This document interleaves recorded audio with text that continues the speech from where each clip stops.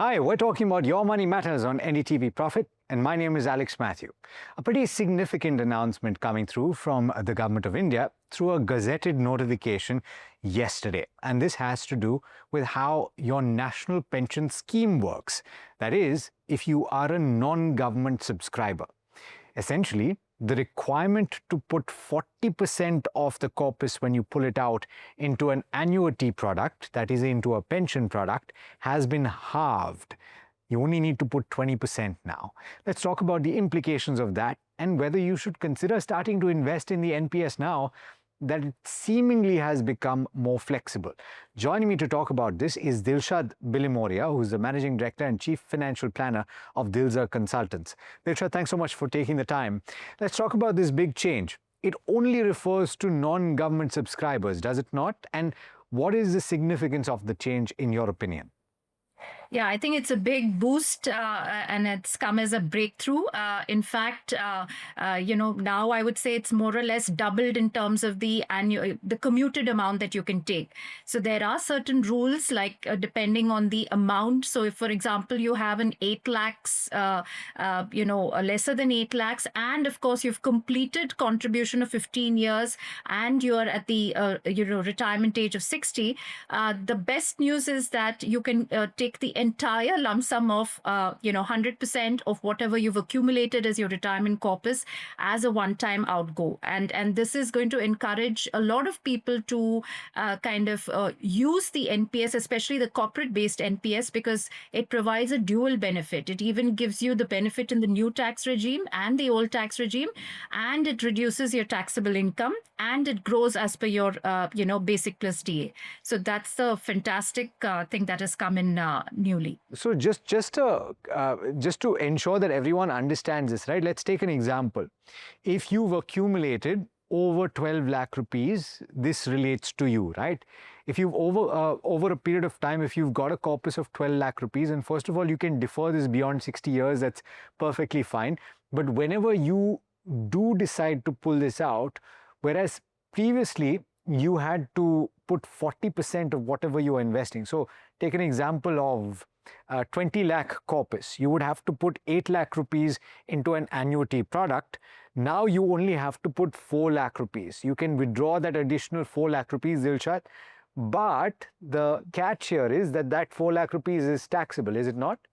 Yes. So now by default, if the accumulated value, like you said, is above 20, it's 20 lakhs, which is above 12 lakhs, you need to annuitate only 20% of 20 lakhs, which is 4 lakhs. That will be taxable as per your tax slab. The remaining 80% can be commuted, of which 60% is tax-free, and the remaining would be taxable as per your tax slabs. No. So let's look at the example, right? So in the example of 20 lakhs, Dilshad, just to drive this home, you're talking about 4 lakhs that has to be annuitized. It has to be invested in a pension product. What happens to the remaining 16 lakhs? So of the 16 lakhs, 60% is tax-free, so which is roughly 9.6 lakhs. And the remaining about 8 odd lakhs will be taxable and can be commuted. So basically 80%, the entire 16 lakhs can be withdrawn. Part of it is going to be taxable, part of it will be tax-free. Interesting. Okay, so we're very clear about how that works. Now, you were mentioning the corporate NPS, which is something that is very lucrative even for those that have moved to the new tax regime, because the government rules provide for your employer contributing to the NPS on your behalf, and that amount being deducted from your taxable income. How does this work, and what are the limits to pay attention to? Yeah, it's a great thing. In fact, we encourage it when corporate benefits are given. This is the 80 B2 rule of the NPS deduction, and not the self contribution by an individual. The greatest benefit here, Alex, is that as your salary income increases, which is your basic plus DA increases, up to 14% of this can be deductible from the taxable income. And that amount is used to create your NPS account. it benefits both the employer and the employee, because for the employer, it's a deduction that they show in their books of accounts. And for the employee, their annuity or their corpus is actually growing every year as the salary increases. So say I get a 10% hike the next year, my salary contribution the contribution to the NPS is going to also increase next year. And you can do this alongside your EPF contribution, Dilshad? Yes. Yes, Okay. you can do it up to a limit of 7 lakhs between EPF, superannuation, and NPS. Okay, so that's the limit to bear in mind, particularly those Yes. higher salary tax, salary brackets, right? It's something that you should definitely watch for. Now, the question is, since it's now much more attractive, Dilshad, to invest in the NPS, do you suggest that everybody should consider doing this? Or do you think that it's still restrictive and still more can be done? This is the government listening to a lot of people clamoring for it to be made easier to operate, isn't it? Absolutely. I think it's a fantastic retirement saving tool, but I would think, the lock-in is still a kind of deterrent. There are kind of options that people look for in terms of liquidity, tax efficiency, which is again, a bit restricted, but returns wise, I think it is on par, compared to any other mutual fund, because you have a host of private players kind of offering these products as well. But I think in terms of the lock-in, and now of course it is increased, the benefits have increased. But if, for example, you're creating a small NPS corpus which is lesser than 8 lakhs, I think it's definitely hands down a win for you.